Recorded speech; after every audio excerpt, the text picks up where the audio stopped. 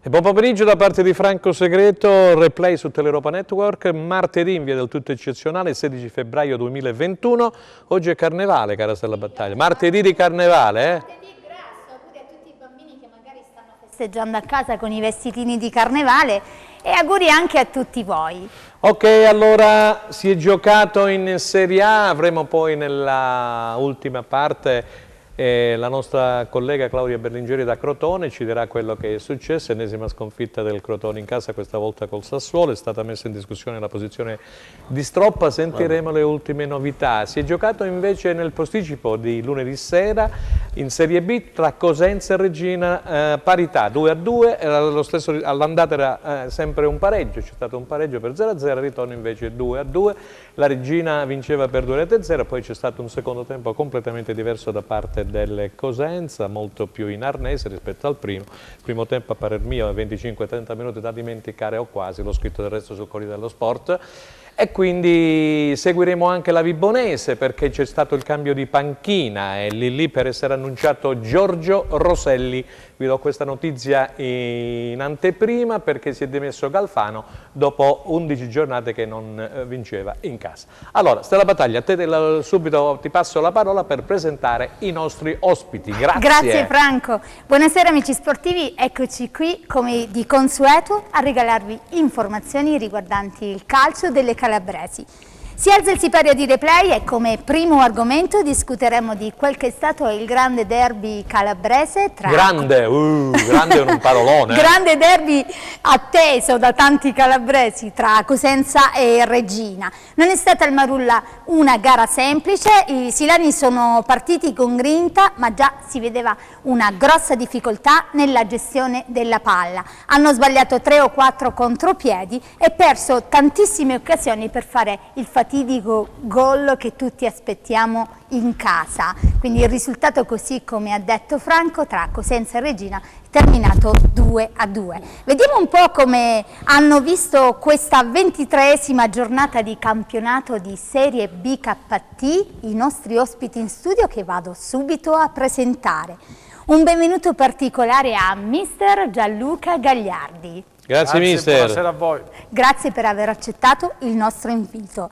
E dulcis in fundo, grande rientro nei nostri studi del nostro compagno di viaggio e di avventure da sempre, Aldo Cennamo. Grande Aldo, Buon pomeriggio a tutti. Buon pomeriggio a te Aldo, la parola a te Franco. Sì, ok, allora Stella, io direi appunto di partire da questo discorso del derby perché la giornata di oggi sarà dedicata ampiamente al derby tra Cosenza e Reggina, allora con Gianluca Gagliardi che è ospite diciamo spesso e volentieri qui da noi, trattiamo il discorso tecnico-tattico di questa partita perché sono arrivati già tanti messaggi, poi li leggeremo naturalmente mano a mano durante la trasmissione. Che partita è stata? Questo 2-0 della Reggina, poi c'è stata la rincorsa del Cosenza, ha cambiato modulo Chiuzzi passando da una difesa a 3 a una difesa a 4, che nel primo tempo si soffriva avendo un uomo in meno in mezzo al campo. A te la parola.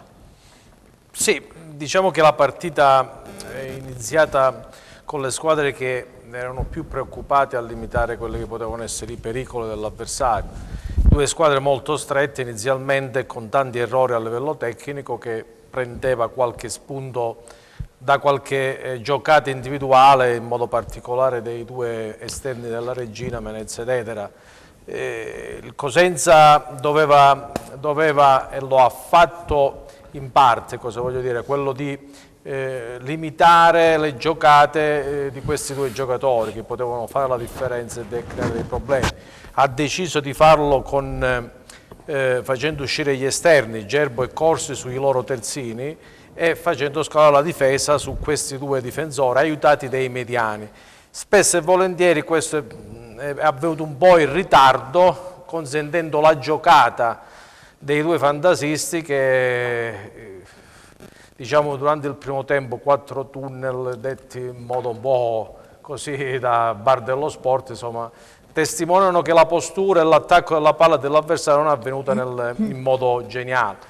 D'altro canto la Reggina doveva preoccuparsi di tremolata perché agendo tra le linee e quindi fra difesa e centrocampo poteva creare qualche pericolo, cosa che ha fatto in parte perché La Regina ha creato questo imbuto in mezzo al campo tra Crimi, Krisetig e lo stesso Foloruscio, non consentendo una giocata, diciamo, pulita sul fantasista dei rossoblù, che avrebbe, come poi ha fatto Balduini nel secondo tempo, dovuto cercare palla e spazio sugli esterni, cosa che ha fatto. Posso farti una domanda? Hai visto molta differenza tecnica e di qualità tra la Regina e il Cosenza, in tutta onestà?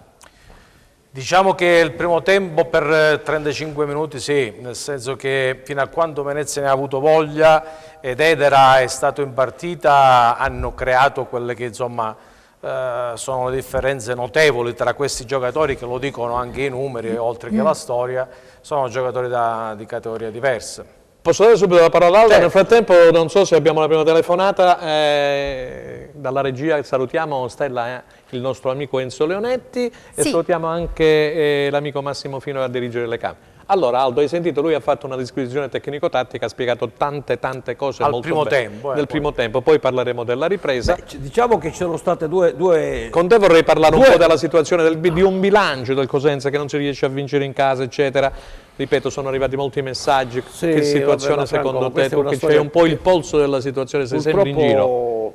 Ritorniamo, dovremmo tornare indietro, è meglio no, evitiamo perché guardiamo avanti. Quando si fanno sempre gli stessi errori per 3 anni di seguito vuol dire che qualcosa non gira, qualcuno non ha capito nulla. Vabbè, ma pensiamo adesso a salvarci. Ieri ho visto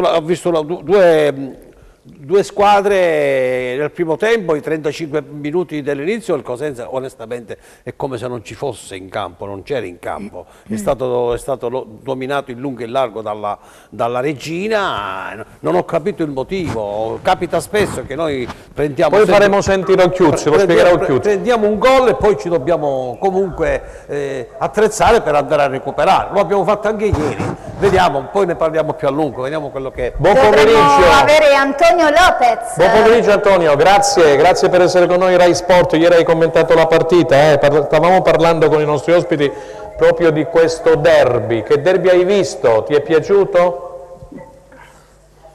Sì, diciamo tutto sommato è stato un derby anche piacevole, se vogliamo, poi al di là del risultato, degli episodi. Non mi è dispiaciuto, ecco, forse è meglio dire così. Più che piacermi non mi è dispiaciuto. Mi senti? Sì, benissimo adesso, c'era qualche microfono un po' alto. Puoi continuare Antonio, vai. Sì, io mi sarei aspettato qualcosina in più da parte del Cosenza, poi d'altra parte lo ha detto bene, se non sbaglio, Gianluca Gagliardi, poco fa ascoltavo la sua introduzione. Nel primo tempo la squadra di Occhiuzzi ha sofferto molto la Regina. Probabilmente l'assetto non era quello che lui si aspettava, la prestazione dei suoi non era quella che lui si aspettava e lo ha ammesso anche in sala stampa a fine gara nella conferenza di fine partita. Sì. Certo, deve riflettere molto Occhiuzzi sul perché ancora non è arrivata la prima vittoria in campionato in casa.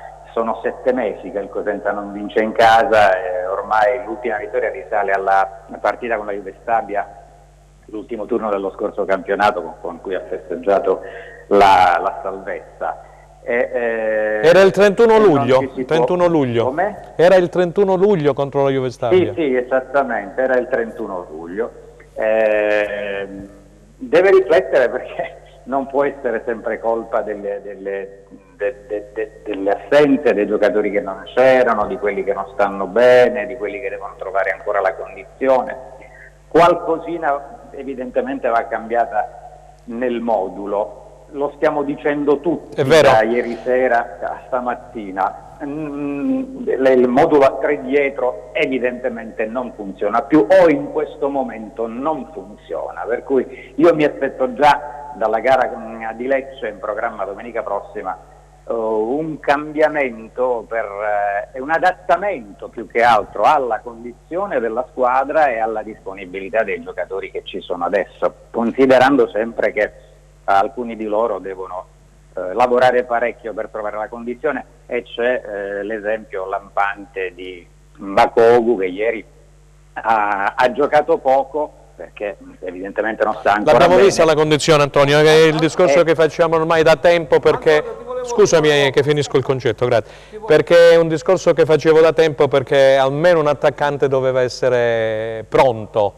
come lo è stato Dionisi col Frosinone, eccetera, uno dei due, perché Trotta adesso piano piano sta prendendo un po' il ritmo partita. Mbakoko, l'abbiamo visto ieri, è stato bravo nel procurarsi il calcio di rigore, però abbiamo visto che la condizione è quella che è, quindi io, fossi stato io in trinchero nel presidente Guarascio, sarei andato su un attaccante pronto. C'è l'amico Aldo Cennamo per te. Condivido la tua analisi perfetta. Quello che io aggiungo a quello che tu dici, Franco lo ha testé anche sottolineato, è che purtroppo noi abbiamo preso bravi giocatori, però questi giocatori che abbiamo preso, anche il Tremolata, che è un bellissimo giocatore, ha fatto le prime 2 partite, però poi si capisce che questo non ha adesso i 90 minuti in quanto non ha fatto la preparazione, c'è tutto un discorso per cui noi avremmo bisogno purtroppo, speriamo il prossimo anno di essere in Serie B e o meno, di allestire la squadra già a luglio e ad agosto, non sempre a gennaio ad andare a riparare e prendere giocatori che sono stati che erano diciamo giocatori non preparati, fermi, fermi o qualcuno infortunato, 6 mesi mi sembra che l'attaccante, per cui questo qui è un disagio che noi lo percepiamo da 3 anni. È possibile che in 3 anni non si può correggere questa cosa? Antonio, io puoi rispondere? Credo che la domanda, ma gliela stanno i colleghi che partecipano alle conferenze stampa, glielo stanno rivolgendo da me che al presidente Guarascio, quindi è un interrogativo che dovresti porre a lui, perché lui è il presidente, lui è il finanziatore attuale finanziatore del Cosenza Calcio, per cui è lui che dovrebbe rispondere. Senti Antonio, per chiudere, visto che poi abbiamo Massimiliano Mirabella e un mare di messaggi, che impressione hai ricavato invece della Regina di Baroni? Una buona impressione, una squadra che merita la classifica che ha, che potenzialmente può ancora migliorare e che ieri sera non ha mostrato il miglior Menezes, un giocatore molto discontinuo, ma d'altra parte la sua carriera lo testimonia, altrimenti avrebbe raggiunto livelli molto più alti rispetto a quelli che ha già raggiunto fino a questo momento. C'è Stella che forse ha una domanda per te, mi dice. Vai Stella, vai subito. Ti rubo un minuto. Molti telespettatori chiedono ad Occhiuzzi di cambiare sistema di gioco. E l'ha detto prima Antonio, va. Specie in casa. Dal momento che il Cosenza non ha ancora vinto, di questo passo si rischia sicuramente di compromettere il campionato. Tu sei d'accordo su questo che dicono i telespettatori? L'ho già detto, sì, adesso serve una riflessione profonda da parte del tecnico, cercare di modificare qualcosa, a cominciare già dalla partita di Lecce, che sarà una partita difficilissima, tutto qua. Certo. Grazie Antonio per il tuo contributo e la disponibilità, buon lavoro, grazie. Grazie Antonio. Ciao. Stella, allora andiamo con i messaggi così facciamo intervenire i nostri ospiti, grazie. Sì, vai pure tu, vai. Allora, vediamo subito. Salve, un saluto a tutti. Chiedevo al signor Segreto di farsi portavoce per un cambio modulo che ormai è davanti agli occhi di tutti. E lo stiamo dicendo da tempo. E che lo richiediamo anche noi da Veramente tempo. si dice sistema di gioco a Coverciano, modulo e bar dello sport, è vero mister?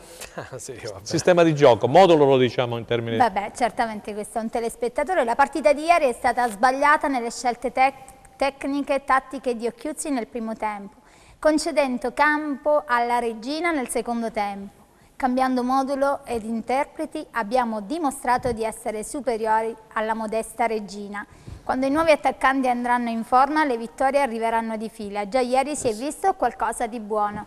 Buon pomeriggio. Trotta, oltre al gol fatto nel secondo tempo, doveva dare la palla del pareggio a Ba, solo libero al centro area. Lo scorso anno la BBC ha scritto per il Cosenza per un miracolo sportivo. Quest'anno sarà la stessa cosa, unica squadra al mondo che si salva senza vincere in casa. Forza Lupi sempre. E questa è una provocazione, eh?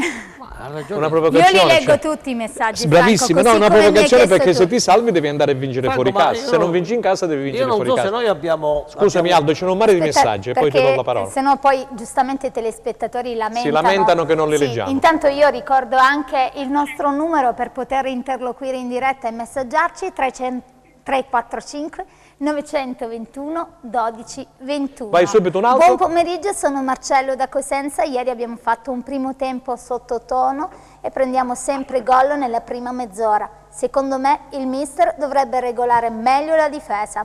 Vorrei chiedere a mister Gagliardi cosa ne pensa lui di quello che ha detto chiaramente il telespettatore. Risposta Gagliardi e poi abbiamo Mirabelli al telefono. Secondo te mister Gagliardi dovrebbe chiaramente, mister Occhiuzzi, Sintetico mister. sì, Sì, dovrebbe regolare meglio la difesa?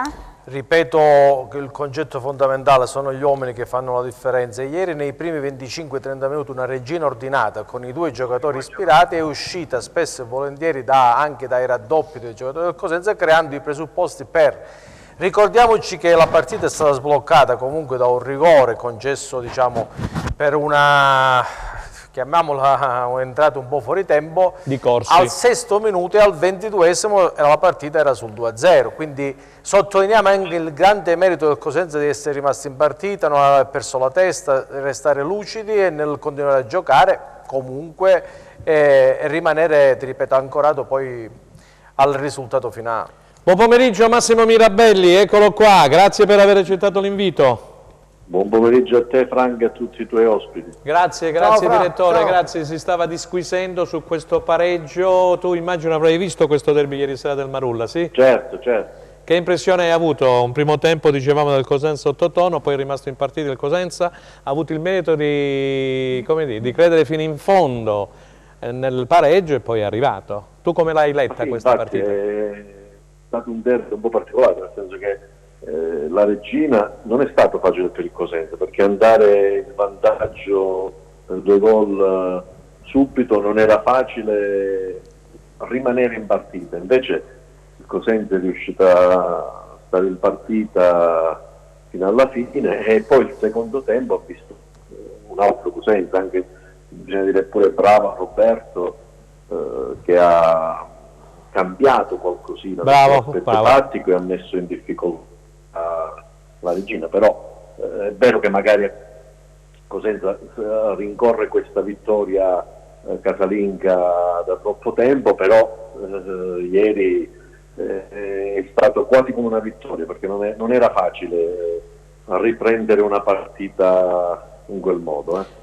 Massimiliano, senti, molti telespettatori ci scrivono su questo benedetto sistema di gioco, modulo come dicono in tanti, questa difesa a 3 ultimamente sta lasciando a desiderare, a Cittadella ha cambiato nel secondo tempo, nella ripresa e il Cosenza è pervenuto al pari, ieri la stessa cosa, mettendo la difesa a 4 e un uomo in più in centrocampo. A me quello che interessa di più, tu naturalmente ne sai più di me di calcio, è il centrocampo che è il cuore vero di una squadra. Ecco, soffre il Cosenza, l'abbiamo visto anche ultimamente con Petruccio e Sciaudone, perché non hanno più, voglio dire, il passo di un tempo. Quando si gioca a 2 non hai il Meite, che conosci benissimo, il Chessy del Milan, che fanno 2500 km a partita, insomma, è chiaro che vai poi un po' in affanno.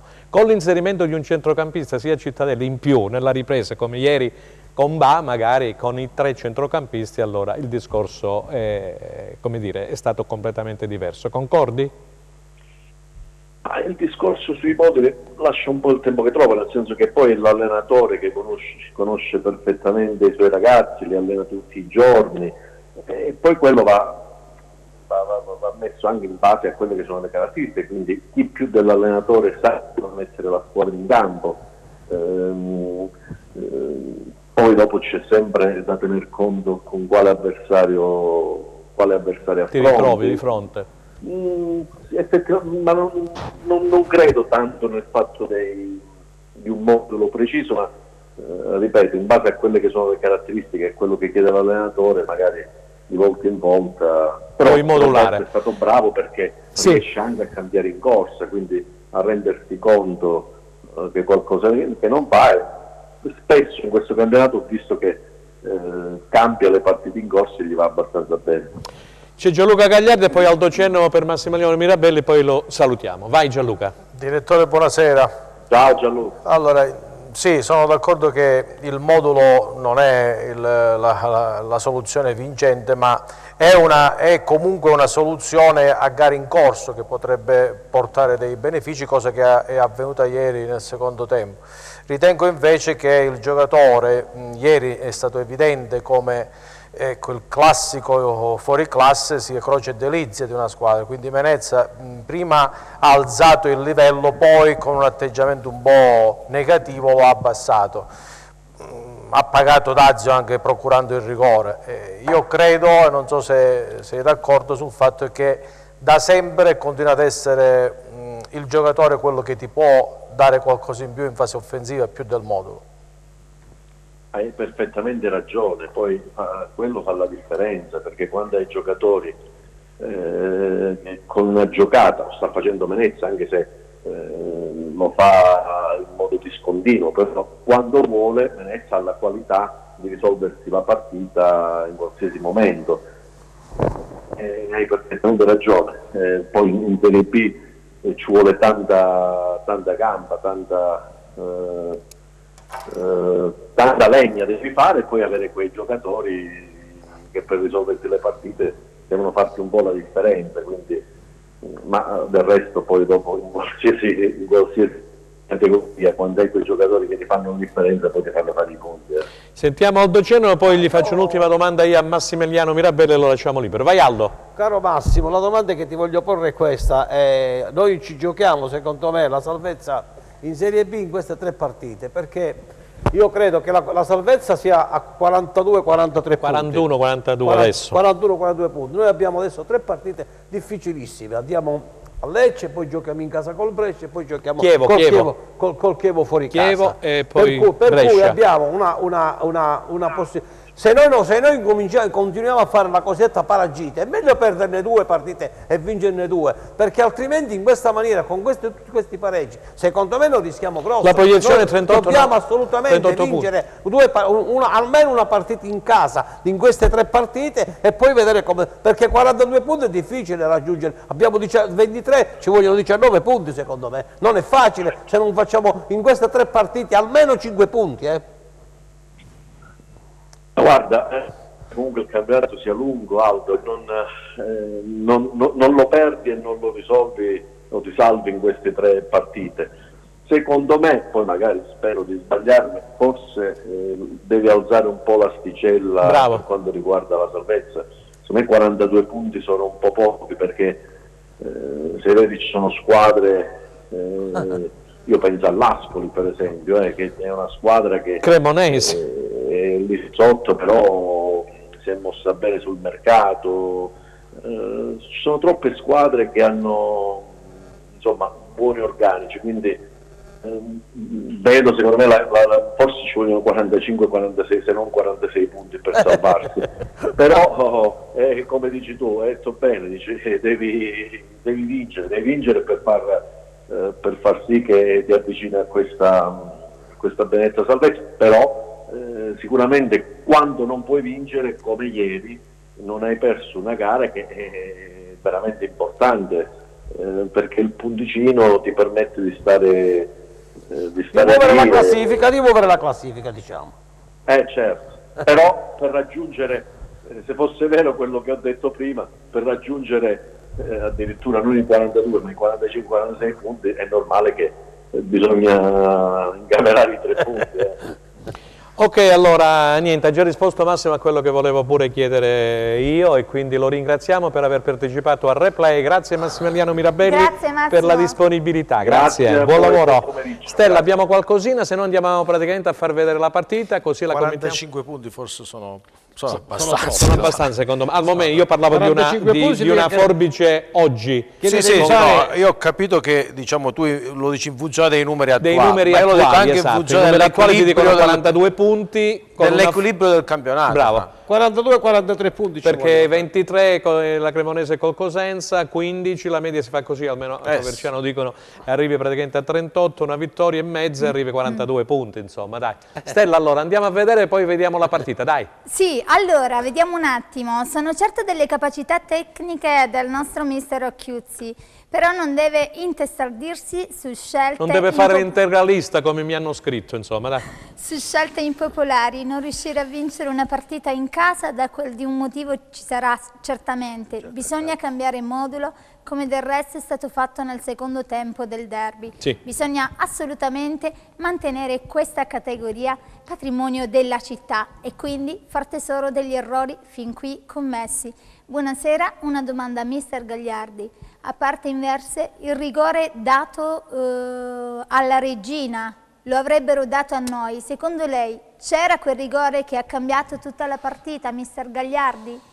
È dubbio, l'unica cosa che lascia, diciamo, un po' perplessi è che nessun giocatore del Cosenza ha protestato.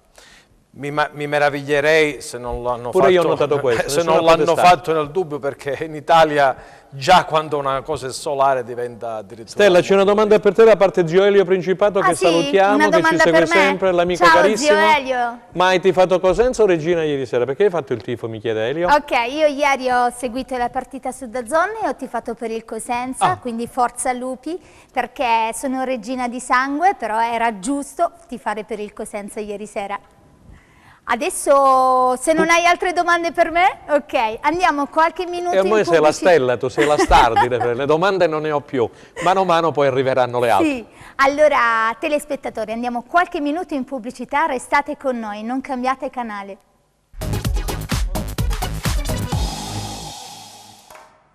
Ed eccoci insieme, seconda parte del replay, ma oggi ne arrivano tantissimi di messaggi, Sì. cara Stella, proprio tanti. Sì, sono davvero tanti. E io direi di andare a vedere gli highlights della partita, mister, la commentiamo insieme e poi sentiamo sia Roberto Chiuzzi, quello che ha detto nel post gara, sia l'allenatore della Regina Baroni. Subito dopo avremo il collega Giusva Branca da Reggio Calabria. Allora, Enzo Lenetti, possiamo partire con la partita. Ecco qui l'arbitro è Marinelli di Tivoli, questo è mister Occhiuzzi, questo è Baroni. La Regina Infreddoliti, ragazzi, ieri faceva tantissimo freddo al Marulla. sì. 4-3, 4-2-3-1 per la Regina, col Cosenza 3-4-1-2 con Tremolada a sostegno di Trotta e Carretta. Qui c'è la Regina in avanti, Corsi interviene, ecco qui rivedremo praticamente il replay sul Foloruscio. Mi viene da pensare, se Bravo, non è rigore, no, vanno tutti addosso all'arbitro. Tutto addosso alla bravo, se non è rigore, invece nessuno ha protestato. Qui va dagli 11 metri Menez che spiazza Falcone e la Regina si porta in vantaggio 1-0 per la squadra Amaranto. Ancora Regina in avanti che sfonda dalla parte destra, c'è il secondo gol di Foloruscio che viene praticamente imbeccato da Rivas che va sul... Nato da un errore in disimpegno. Di disimpegno. Qui c'è il Cosenza che attacca, 2 volte si salva il portiere Nicolas, ex udinese, poi Petrucci manda la palla sulla traversa e qui è il gol, vediamo il gol del Cosenza. Molto bene Gerbo sulla destra, supera Di Chiara, ieri Di Chiara ha avuto problemi con Gerbo, dobbiamo essere onesti. Di Chiara ce l'ha sempre i problemi in fase difensiva. In fase difensiva c'è un buon sinistro, una buona percussione. C'è la carambola di tacco di Corsi, la palla perviene a Tremolada che la insacca, quindi 2-1. Qui siamo nel secondo tempo, è stato bravo Roberto Chiuzzi praticamente a risistemare la squadra, rimodulare con un centrocampista in più, come dicevamo con Massimiliano Mirabelli e Antonio Lopez poc'anzi di Rai Sport che sono intervenuti, e quindi una squadra molto più equilibrata. Gerbo è passato a fare il terzino destro, quindi posizione della difesa a 4. Il Cosenza attacca per cercare di arrivare al pareggio.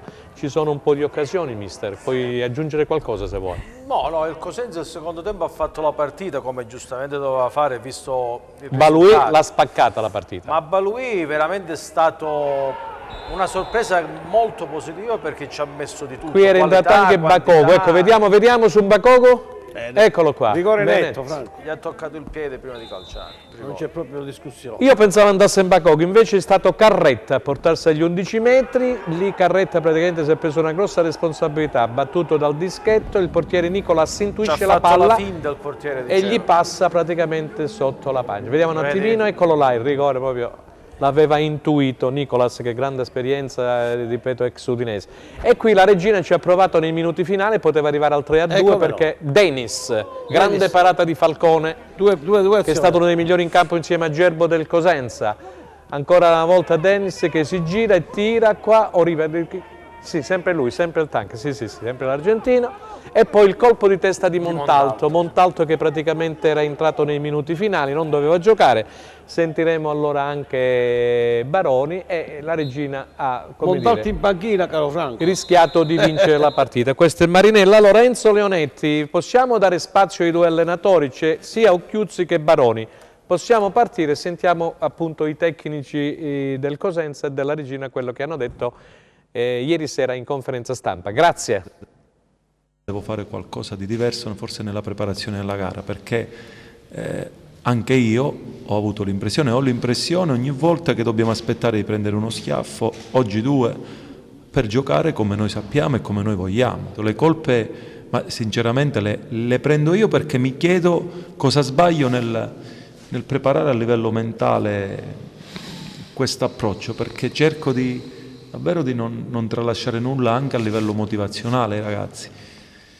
E in questo devo sicuramente fare qualcosa in più, soprattutto nelle partite in casa. Se giochiamo a 3, noi scivolando, perché, ripeto, o accetti di aspettare o vuoi uscire con i quinti alti. Noi vogliamo uscire con i quinti alti, proprio perché poi vogliamo restare a 4. Nello scivolare c'è un tempo che vai a scivolare, quindi muovi 2 giocatori, muovi la linea. Quando una linea è ferma è diversa, già battezzi delle marcature. Quando una linea scivola, e ci avevamo lavorato sullo scivolamento della linea, ci ho lavorato 2 giorni pieni questa settimana.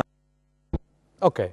Allora, Occhiuzzi praticamente si è preso la responsabilità. Carastella non è la prima volta che Roberto Occhiuzzi, questa volta ha aggiunto qualcosina in più.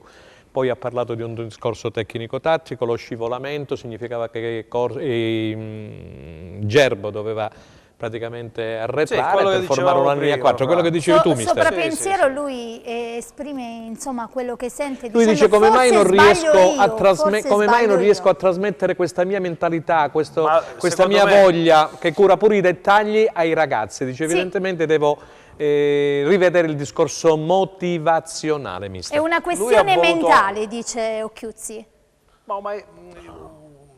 Allora, l'allenatore, ci sono tanti motivi per i quali può fare una dichiarazione del genere. La prima di tutte è quello di proteggere la squadra e tenerla fuori da eventuali polemiche.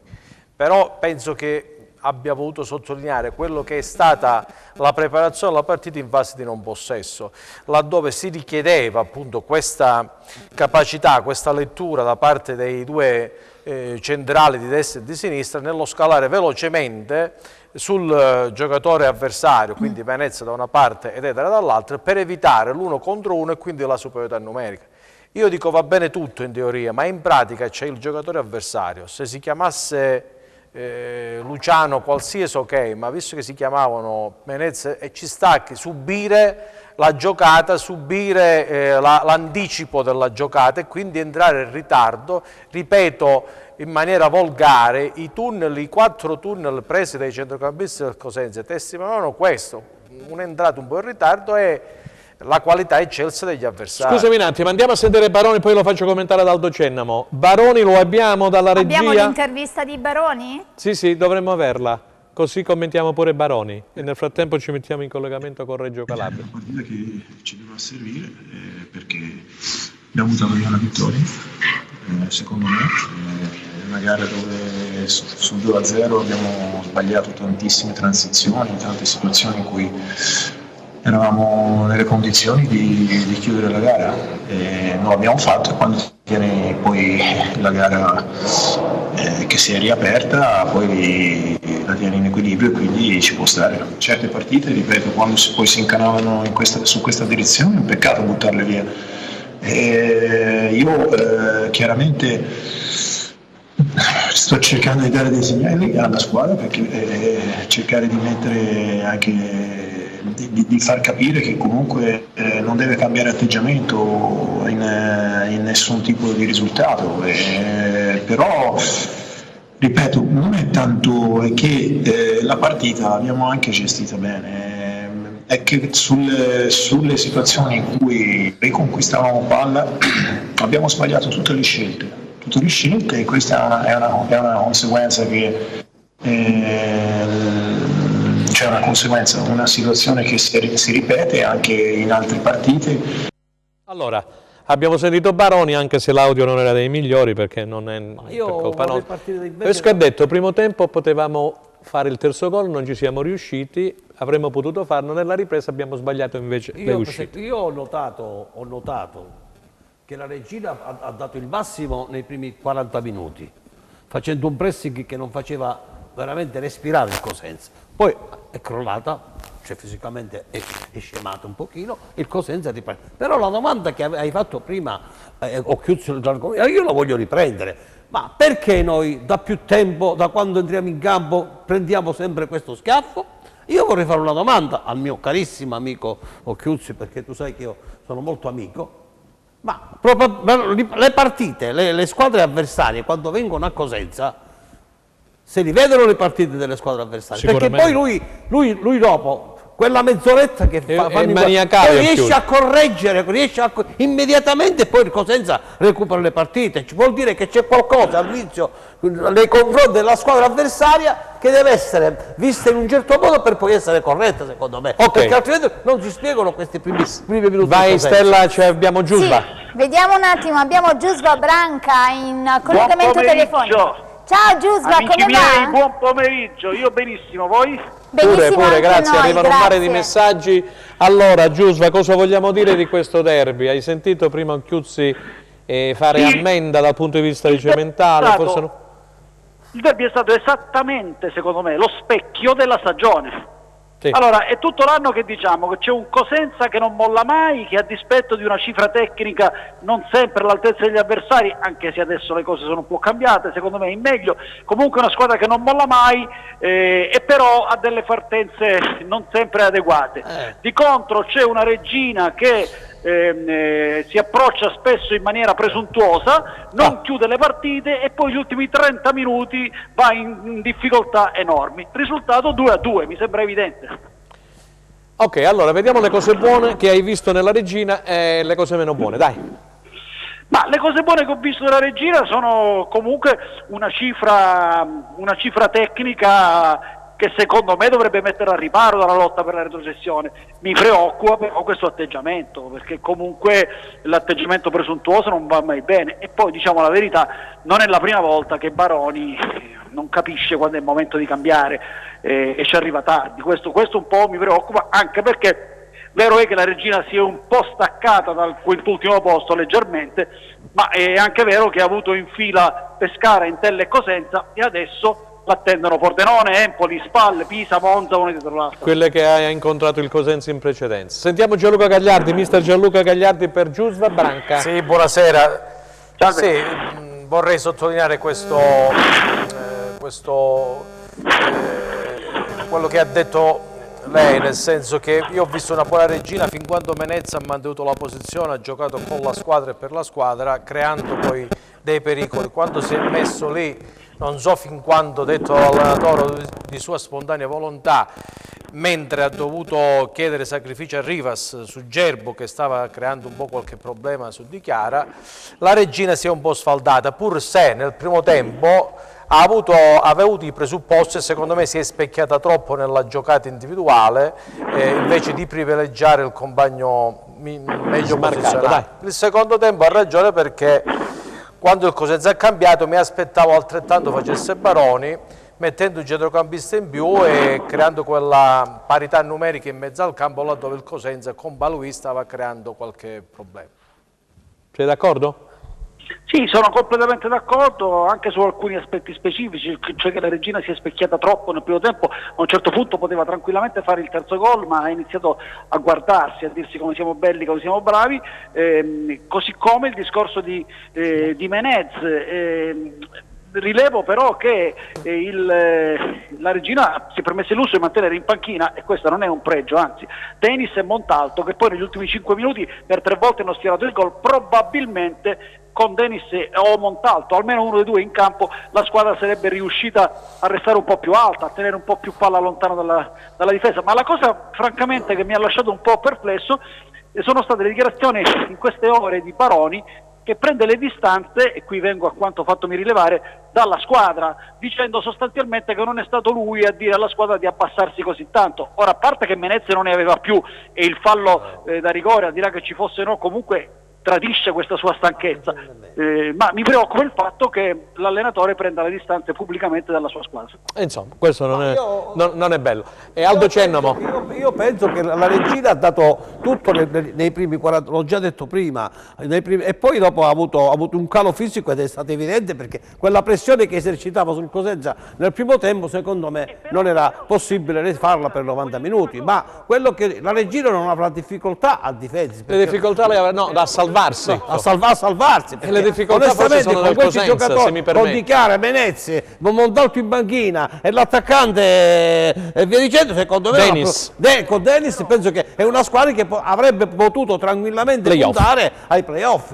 Però io credo che la Regina ha un problema, secondo me, di gestione di partita, dovrebbe meglio gestirsi durante i 90 minuti, secondo me. Gestione di partita. Sentiamo la risposta di Giusva e poi lo salutiamo. Sì, però se posso dire è tutto vero, però guardate che nel calcio moderno ci sono 5 sostituzioni. È vero. E santo Dio, con 5 sostituzioni cambi mezza squadra. Cioè non regge più la cosa che la squadra non tiene, e tantomeno regge la cosa che ha detto Baroni sui cambi, perché il presidente Gallo anche a gennaio gli ha comprato altri 9 giocatori, altri 9. È vero. Cioè, in panchina tra gli altri c'è gente come Bellomo, come Liotti, che non ha fatto un minuto. Quindi attenzione a dire non ne hanno più, perché hai 5 cambi e una rosa con 31 giocatori dentro. Un'ultima cosa, come vedi il futuro del Cosenza? Io l'ho sempre detto fin dall'inizio, a me il Cosenza piace, perché io ritengo che Occhiuzzi insieme a Italiano e Juric sia tra i migliori allenatori italiani.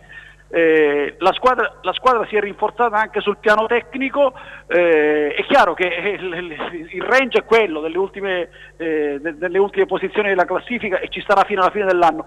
Io sono convinto che alla fine si tirerà fuori, perché la squadra ha carattere, la squadra ha anche un'idea di gioco abbastanza netta, e rispecchia le caratteristiche del suo allenatore, secondo me. Grazie a Giusva Branca, grazie per essere stato con noi, buon lavoro. Allora Stella, a te la parola con i messaggi. Sì, certo. Allora, per il signor Cennamo, Occhiuzzi poco sergente e molto gentiluomo.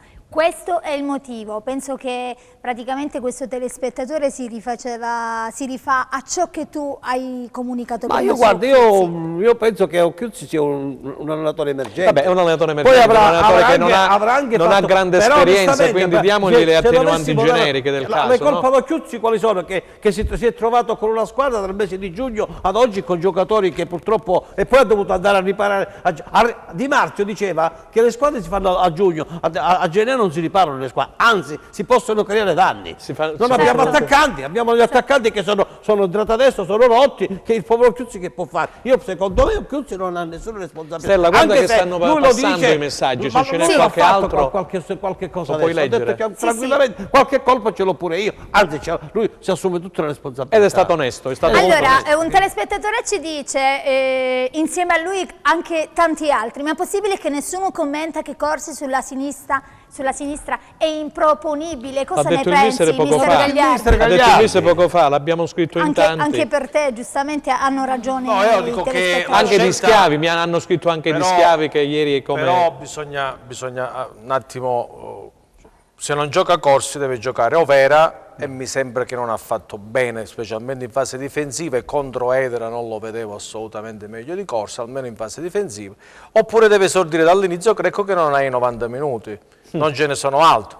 Ha fatto una scelta sicuramente non popolare, ma secondo me la più giusta.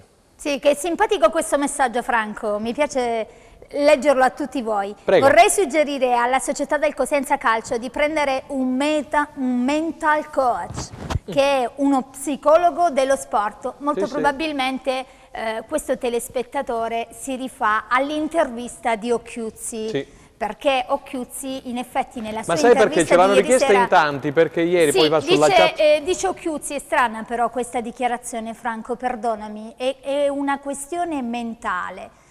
Non so cosa vuole intendere. Non riesce a trasmettere ai ragazzi mentalmente ciò che devono fare in gara, in campo. Quello che è il mio pensiero in sostanza, ma l'ha spiegato... Nei primi 30 minuti ha detto, per la verità. Sì, è normale. Sì, ma al sesto minuto l'errore di Corsi è preceduto, non me ne voglia il giocatore, è preceduto da un rinvio di Schiavi che lo deve mettere su un esterno quella palla, non la può rinviare in aria al limite, anche perché nessuno lo dice, ma il Cosenza avrebbe bisogno, ci manca proprio il centrale in difesa. Ma è un episodio, così come è successo a Crotone, che lo ha commesso, se non sbaglio, il difensore centrale, un rigore sinceramente nato dal nulla e ha sbloccato la partita. Poi è chiaro che le partite sono sempre decise da episodi o da giocate individuali.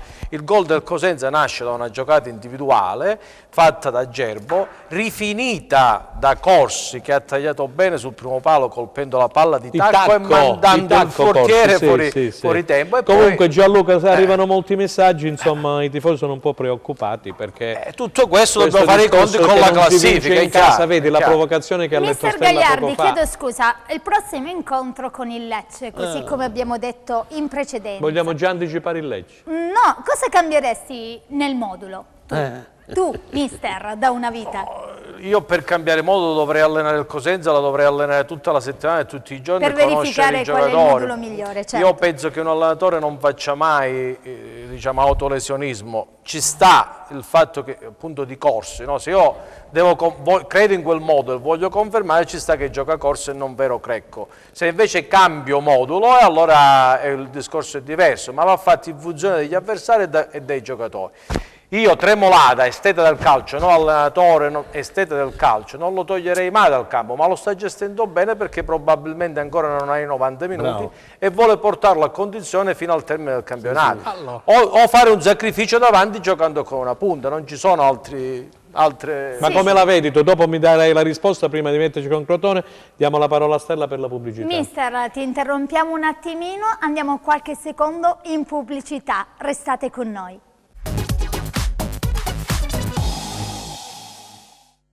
Terza ed ultima parte, qui la discussione a telecamere spente è molto accesa. Sì, ci stavamo soltanto litigando in diretta. Sì. Allora Gianluca Gagliardi, mi scrivono un mare di gente, di tifosi che salutiamo da tutte le parti della Calabria. Ma sono un po' ci preoccupati. Seguono anche dalla Sicilia, dalla Puglia. Capito? Molti ci seguono attraverso lo streaming, quindi chi praticamente sta uscendo di casa e vuole continuare a seguire il replay, potete collegarvi dal nostro sito internet www.tenonline.tv e seguire la puntata, non mentre guidate perché potrebbe essere pericoloso. Gianluca, mi scrivono che sono un po' preoccupati sul Cosenza. La regina ormai voglio dire 26. Aiutami se ricordo bene, sempre che lunedì scorso Giuseppe Melicchio l'ha definito un rischio calcolato. Rischio calcolato, quello del Presidente, riferito al Presidente e a quello che è la gestione del Cosenza.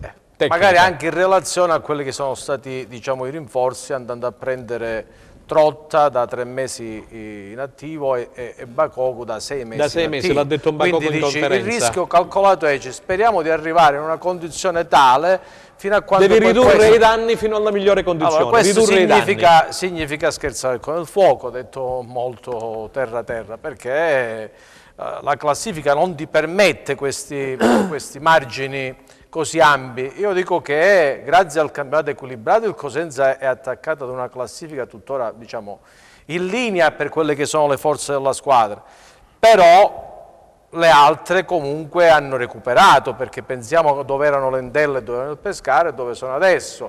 Magari non vanno risultati eccellenti, quindi sono... Vogliamo dire che a Pescara è stato suonato l'allenatore, è arrivato Grassadonia? Proprio ieri Grassadonia ha preso il posto di Breda, è il terzo o quarto allenatore a Pescara, così come ad Ascoli pure, insomma. Poi alla fine, voglio dire, facendo giusto una riflessione fresca a quella alla partita di ieri, rinforzi importanti fanno poi una classifica diversa, rinforzi che sono scommesse, è giusto che insomma dove siano là.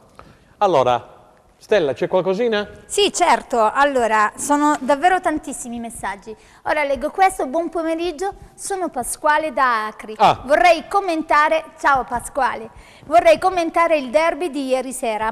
La Regina è entrata in campo con più aggressività e concentrazione rispetto al Cosenza. Infatti già all'11° minuto era sotto di 2 reti.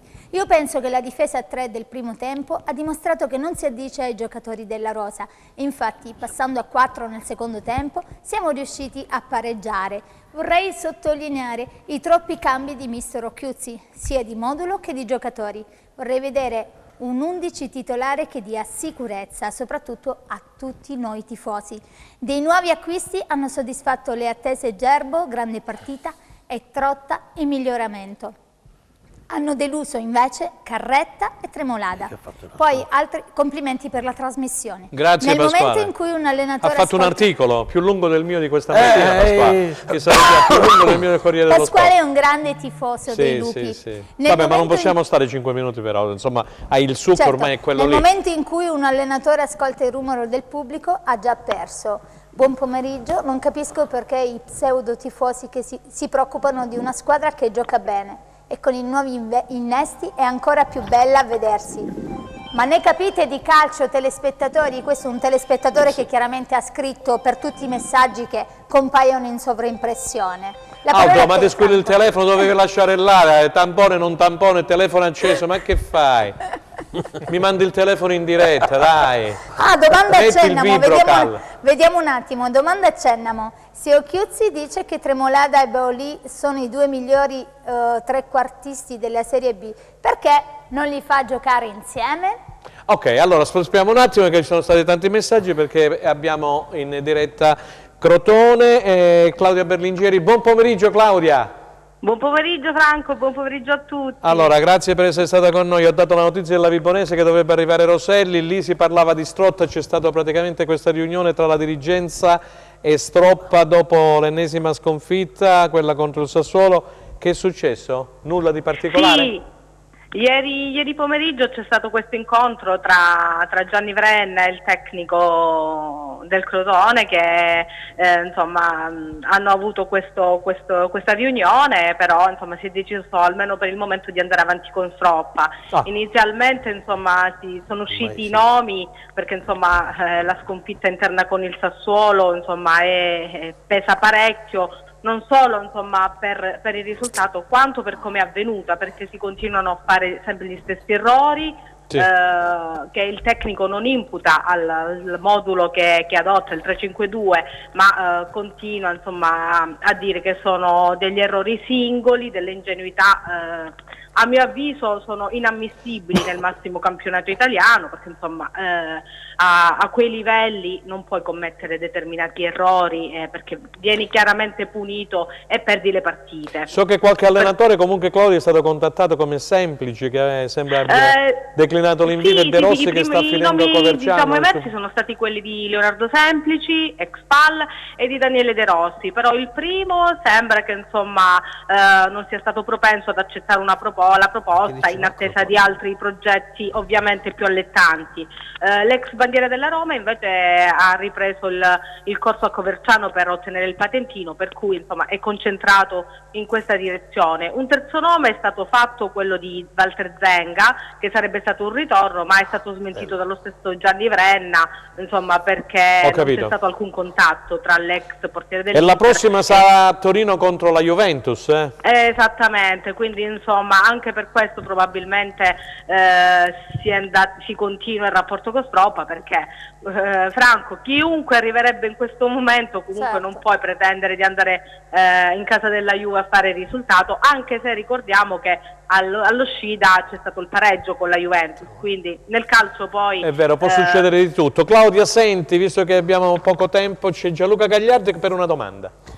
Sì, salve, buonasera. Sì, buonasera. Allora, l'impressione mia è che questa squadra non abbia mai fatto il salto di categoria, nel senso che ha continuato e continua a commettere degli errori, specialmente là dietro, dove nella massima serie difficilmente ti perdonano, soprattutto regali come magari chiaramente distinto come quelli di domenica che hanno sbloccato il risultato.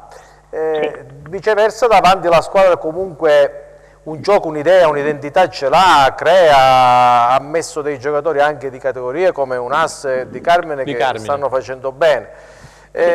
Ma alla fine vorrei comunque sottolineare che Crotone deve essere sempre e comunque fiera di essere in A e di difendere comunque questa categoria fino all'ultimo, al di là di quello che succederà. Claudia, ma a Crotone com'è la gente ormai pensa al prossimo campionato, anche la dirigenza, o pensano che ancora ci sia un briciolo di speranza? Un briciolo di speranza, Franco. Innanzitutto voglio dire che concordo con la disamina del mister. Sì. È chiaro che un briciolo di speranza finché l'aritmetica non ti condanna c'è sempre. Però ma è io chiaro dico di che giocarla fino all'ultimo, ci mancherebbe altro. è chiaro che se si continuano a commettere questi errori, perché dopo 22 giornate hai la peggior difesa del campionato con 52 gol sono tanti, subiti. Sono tanti. Sono tantissimi, per cui tra l'altro per come arrivano, perché è una cosa, ripeto, inammissibile, e quindi anche il mister in questo senso dovrebbe anche evitare di insistere nel proporre una difesa a 3 che fa acqua da tutte le parti, davanti alla quale ci vorrebbe anche un centrocampo più di qualità e di quantità, che al momento fa fatica perché non riesce neanche Poi a se fare manca filtro per i Benali, difensori. insomma, dai, che è lui il fulcro del gioco. Come? Se manca poi Benali di che in mezzo al campo si evidenziano queste Benali, Cigarini, manca Molina, le assenze quindi stanno pesando tanto in questi una squadra handicap come il vengono, Crotone. mister, ancora di più vengono fuori, insomma, questo voglio significare. Esatto. Claudia, Però, allora insomma, niente, noi ti ringraziamo e ricordiamo agli amici che si giocherà lunedì prossimo, mi pare, o no? lunedì sera. Lunedì sì, sera è posticipo. in programma il prossimo lunedì Juventus Crotone. E grazie Esattamente. Claudia, grazie per a aver voi, partecipato. buon proseguimento. E buon lavoro, grazie per la disponibilità. Stella Battaglia, cosa bolli in pentola? Vai. Sì, salve, ma vogliamo dirlo che il povero Chiuzzi ha dovuto accettare una squadra fatta con 4 soldi?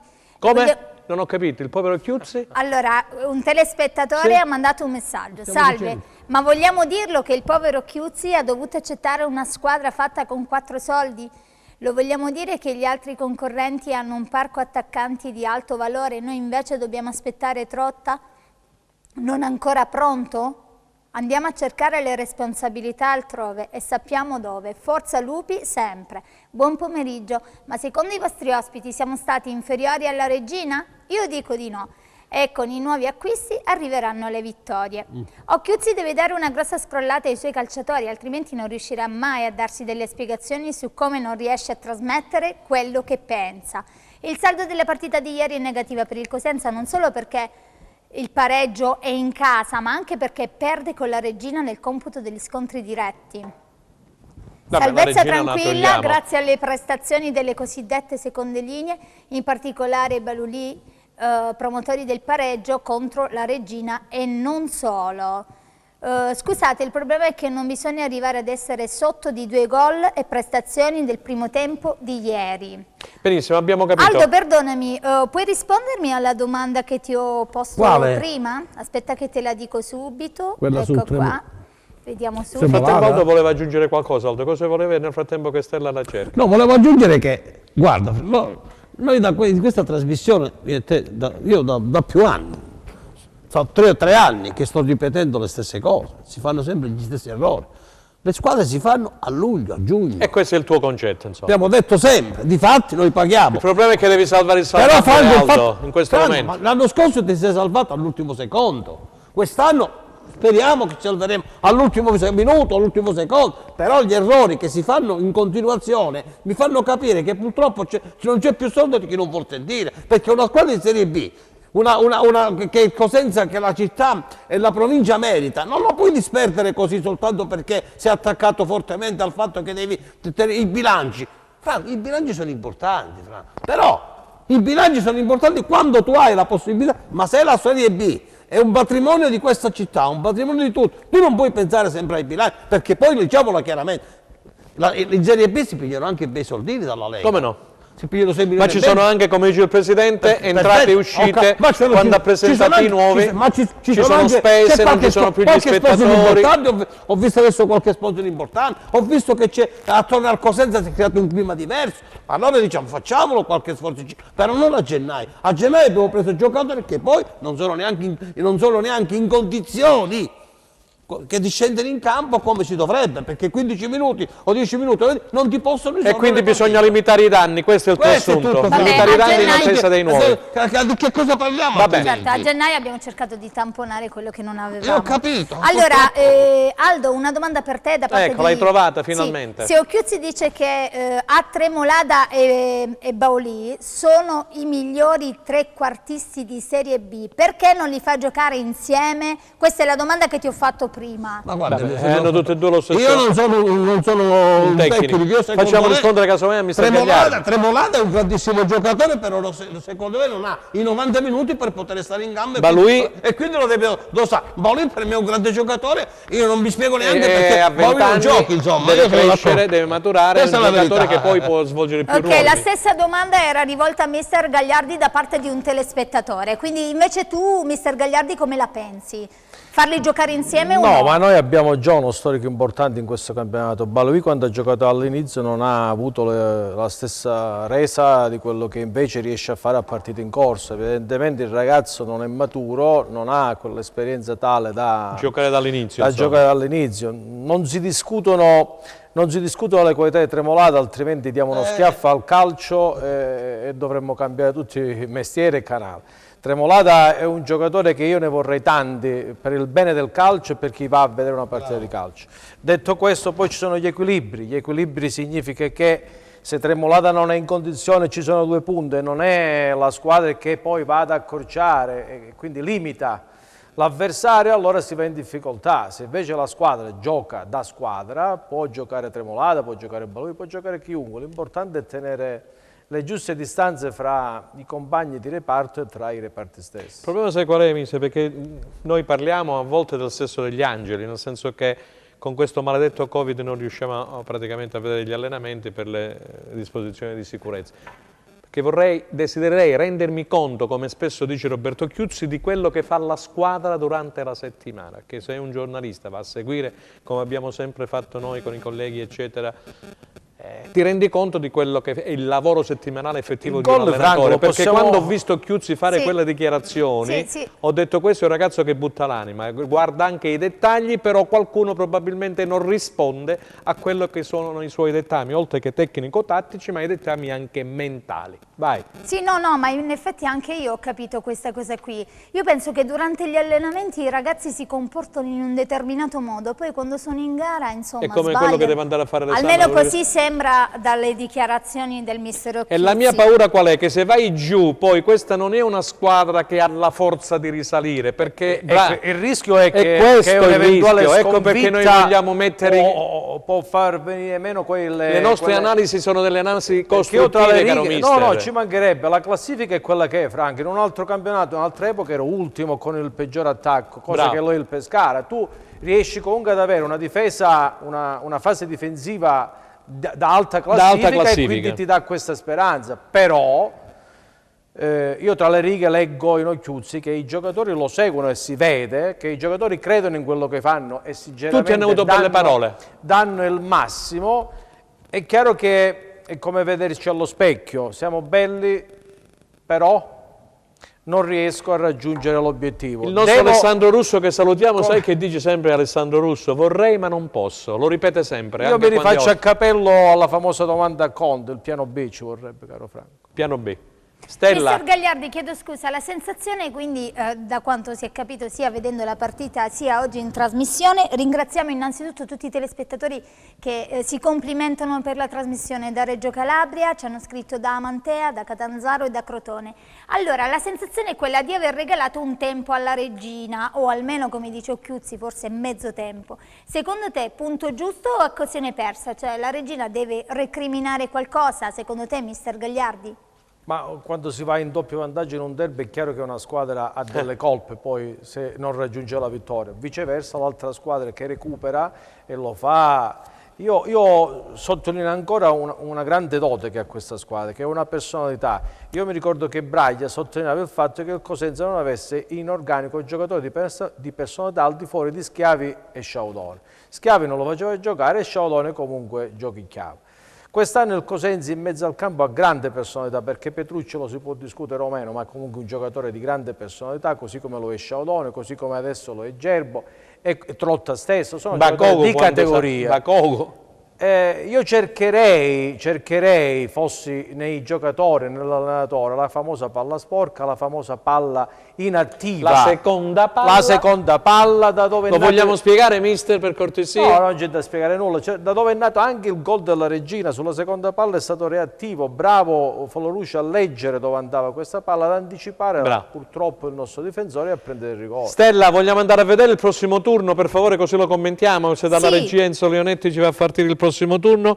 Vi anticipo che il Cosenza giocherà domenica sera alle ore 21 a Lecce, quindi ricordate, domenica sera alle 21 a Lecce.